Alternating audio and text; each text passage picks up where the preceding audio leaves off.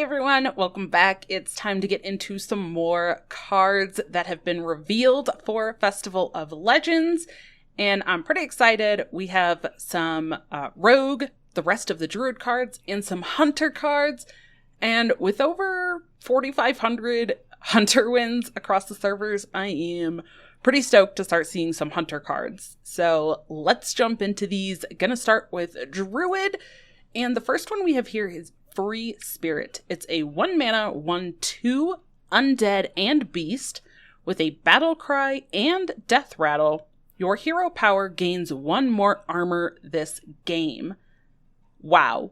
That seems pretty huge. Getting extra armor for the whole game when you hero power, and this has the potential for a battle cry and the death rattle effect. That's going to add up very, very fast. You can run 2 of these in the deck because it's not a legendary. I would probably originally, maybe a while ago, have looked at this and said, that doesn't seem very good, or why do you care about armor? But the way that it has gone for adding additional damage to the mage hero power and how impactful that has been, combined with how much importance and how impactful armor has been for Druid in the last year or two, I'm going to say this is actually going to be pretty good. This is going to be pretty great. And, I mean, it's not a terrible 1-drop either. Just this playing on 1 into then that turn 2 hero power for 1 attack and 2 armor seems pretty decent.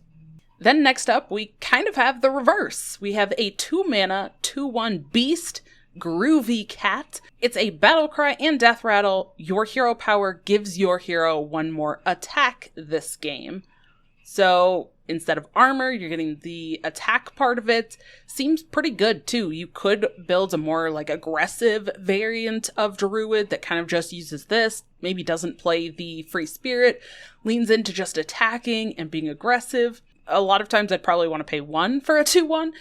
But you are getting this big effect. This one also, because of its only 1 health instead of 2 like the previous one, probably even easier to kill off. So you're more likely to get that death rattle effect and get added hero attack, which honestly, that might be a good payoff.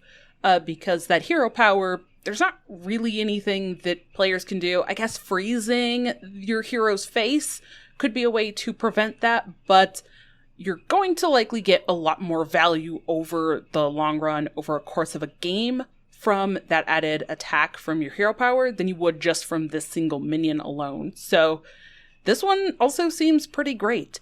I don't know if they will want to be used in the same deck.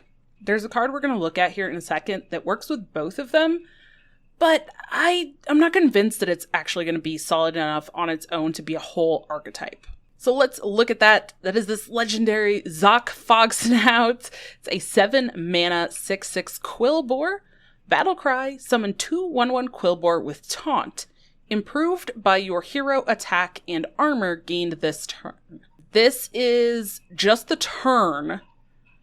So you kind of have to play those other 2 to build up your hero power, use the hero power, and then play this the same turn to get 2, 5/5 Quillbores with Taunt, or whatever they end up being improved to. I am personally not thinking that this is really going to be all that solid, unless you can also still do something like double the battle cry. But we have found out Bran is leaving the core set, so you can't play Bran and then this. Okay, which you wouldn't get the added stats on it. You would just get 2 more of those bodies. But to me, this doesn't feel like enough of a payoff to get a couple of bodies for that attack and armor. I think some of the other tools that we have right now, some of the other things that Druid has to be able to add attack and be a bit more aggressive, or to add armor, the quest lines are leaving standard with this rotation, so you won't be able to do the big, attacks and stuff with that.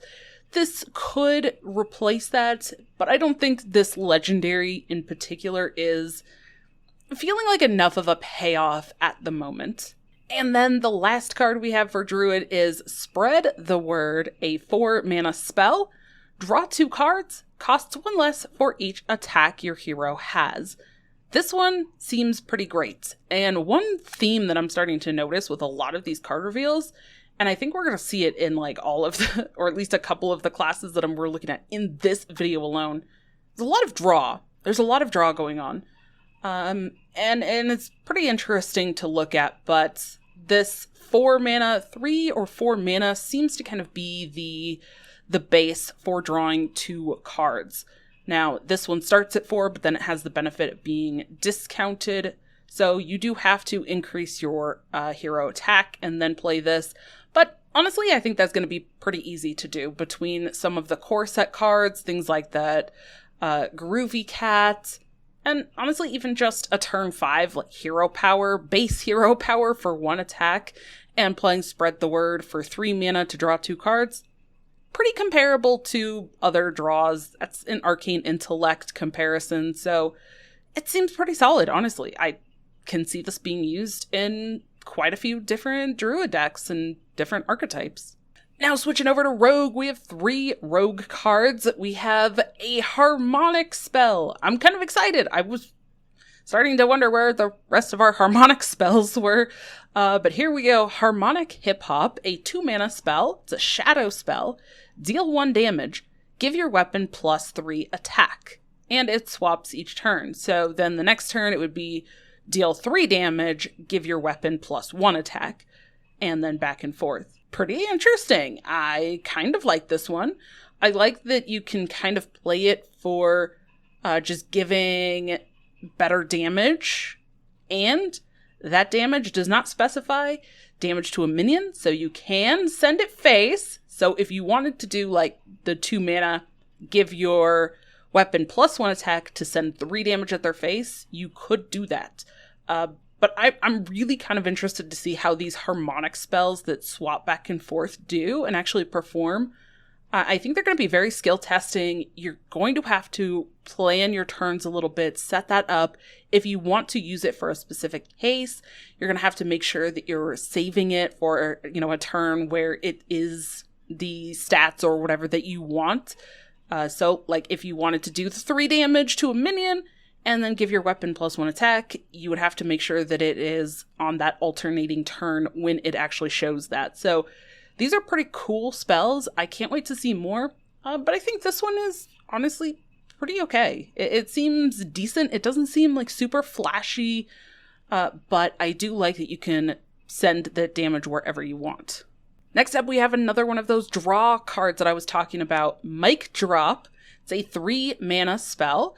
Draw 2 cards. Finale, give your weapon +2 attack. It does seem like they're kind of trying to give a little bit of weapon bonuses in here. In the videos where I talked about cards that will be rotating out of standard, definitely talked about the whole weapon rogue, poison rogue package. All of that is rotating out. So it seems pretty decent that you could play something like this and go ahead and add attack to your weapon without all of those poisons and things in there. A little bit safer for players to be able to do that and not have to worry about gigantic, huge weapons. But again, here's that 3 mana, draw 2, finish the turn with this, then you might get a potential upside. I'm really curious on this because I'm also wondering what kinds of weapons there's going to be that people really want to use. Maybe it's just the new instrument weapon, or it's just the hero power weapon. But maybe in the future, in future sets, we'll get some other weapons, and then maybe these could be okay. Honestly, also as well, since we have gotten that core set information, Rogue is losing Sprint, which is a powerful draw mechanic. So if you need card draw, I guess maybe something like Mic Drop could just be a cheaper replacement just to get additional draw. But right now, there's also the concoctions, and I kind of feel like you have potential for better draw with those concoctions than just playing something like this. So very curious to see where this fits, if it does, because to me, this doesn't seem as great as some of the other draw mechanics. And then we have the legendary minion here, MC Blingtron. It's a 5-mana 3/4 mech. With Battlecry, both players equip 1/2 microphones. Your opponents increases all damage they take by 1. So this is kind of interesting, both giving you a weapon. So this could, I suppose, be a weapon that you equip that you can then use other cards to buff that attack or whatever, like we're just looking at. It's kind of interesting, giving your opponents a weapon, like forcing them to equip something that increases the damage they take. We have seen kind of the strength of taking that additional damage with Attendant that's being played a lot in like the Shadow Priest decks. So very interesting to see that. And there's not really a way to destroy your own weapon if you aren't a class that can, like Rogue, equip a new one, or if you're not running a list that has weapons that you could just play a weapon and replace that weapon with to remove that extra 1 damage effect. Maybe, depending on the meta or what other things people put with this to build it up, maybe this can become a thing. I'm not super impressed with this right now. I think one really key thing with the Attendant for the Shadow Priest is that it's only 1 cost. It's really cheap, it's easy to squeeze into turns, and you can kind of set up and play it whenever.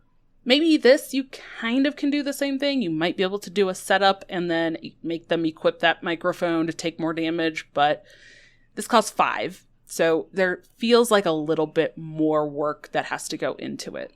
Well, now we're going to get into my most played class here, Hunter. We're finally getting some Hunter cards. We're going to start with this first spell, Big Dreams. It's a 5-mana spell. Summon the highest cost beast from your hand. It goes dormant for 2 turns. Okay. I think a while ago, I probably would have said dormant wasn't great. A lot of people were not really thrilled for dormant when it was introduced as a mechanic. But there have been some really cool dormant payoffs. Wild Seeds, also because dormant wasn't really that great of a thing, or people weren't really high on dormant as a mechanic. The Wild Seeds, I think, really got underrated quite a bit at the beginning stages.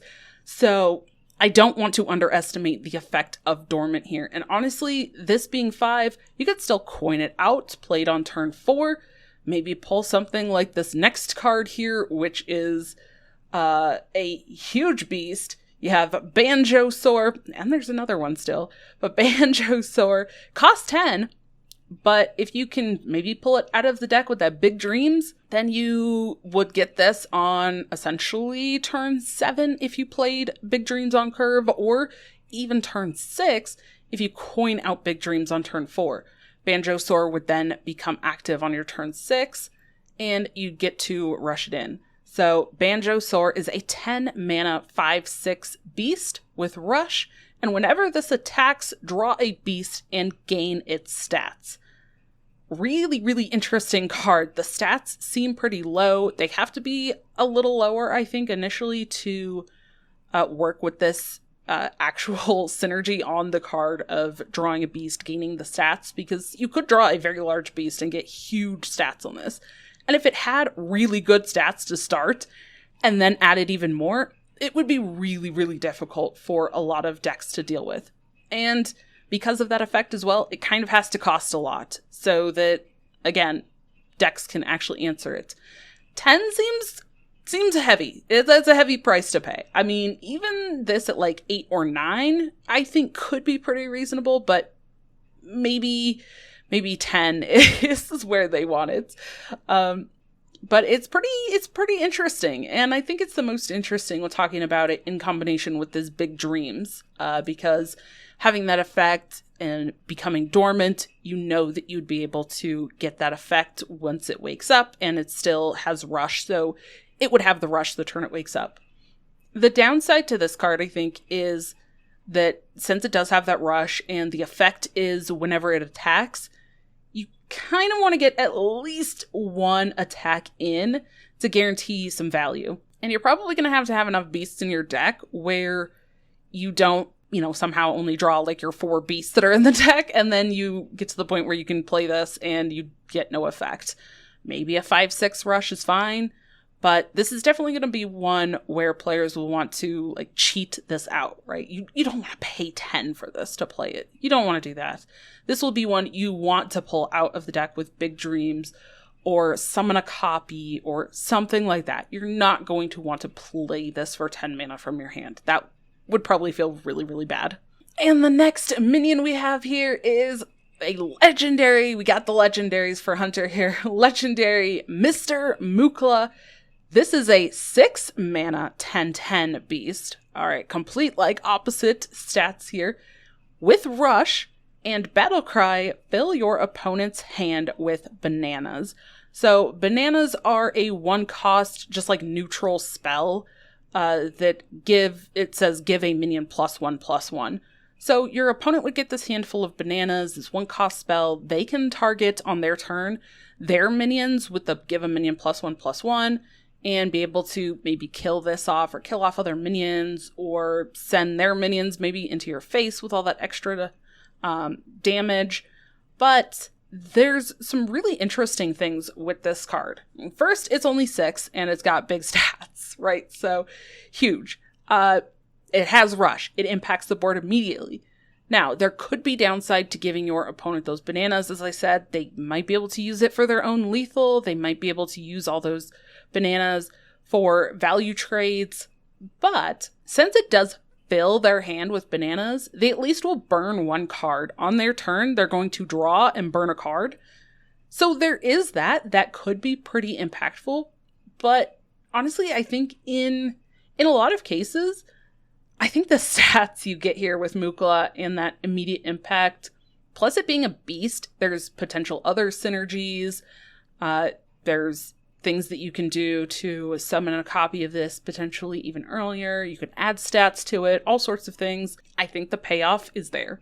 I think there's probably going to be a lot of cases where you don't care that you gave your opponent bananas. Like, I don't care. Don't care. They can have the bananas. I get this huge body of stats. And then you can do some other shenanigans with beasts or copying or whatever it is that you're able to do. So I really like this one. I think this one is super fun, and I'm so ready to test out Mr. Mukla here. And then the last Hunter card is that legendary spell. The song here, I love this. Stranglethorn Heart. Fantastic flavor text. The Stranglethorn mentality is to be happy with the bare necessities. It's great. So anyways, it's a 10 mana legendary spell that has tradable and resurrect all friendly beasts that cost 5 or more. So the 2 beasts that we just saw, the Mr. Mukla and the Banjosaur, love that, are both beasts that cost 5 more. There are still some beasts that are going to be available to play with. Some of the beasts in like the current iterations or the iterations we've had over the last few metas of like Big Beast Hunter will be rotating out, but there still are going to be some changes. They also did increase the attack for Savannah Highmane in the core set. So Savannah Highmane, a 6 mana 7/5 now with the upcoming core set with that Death Rattle summon 2/2/2 hyenas. So that, I mean, honestly, like, maybe Savannah Highmane is now going to be played in decks, just unironically. We'll see. The tradable effect seems really good, so that even if you draw this early, just trade it off. Get rid of it. You don't want that early. Seems pretty fantastic. The 10 cost, obviously you're like resummoning, you're resurrecting big beasts. So yeah, it has to be more costly so that you actually have to pay for those. There's probably gonna be some games. You're gonna see some clips on social media or on YouTube here where somebody pulled off this great combo. I just don't know if it's gonna be consistent enough to be like a competitive top tier standard deck. And again, just an update, we are closing in on that 1,000 subscribers. If we get there by the end of Wednesday, March 29th, I'll be giving away a mega bundle, And you can also check out the form in the description below if you want to submit a theory crafting deck. After all of the cards are reviewed, I will start up a whole series of videos per class, talking about some of my theory crafting deck ideas and featuring one from each class from all of you. Plus, someone that gets featured in one of those videos will also win a Tavern Pass reward track for Festival of Legends. So check that out, fill that out. I'd love to see these deck ideas that you have. Thank you for checking this out, and go ahead and click into this video next to see what I said about the previously revealed cards, and I'll see you in the next one.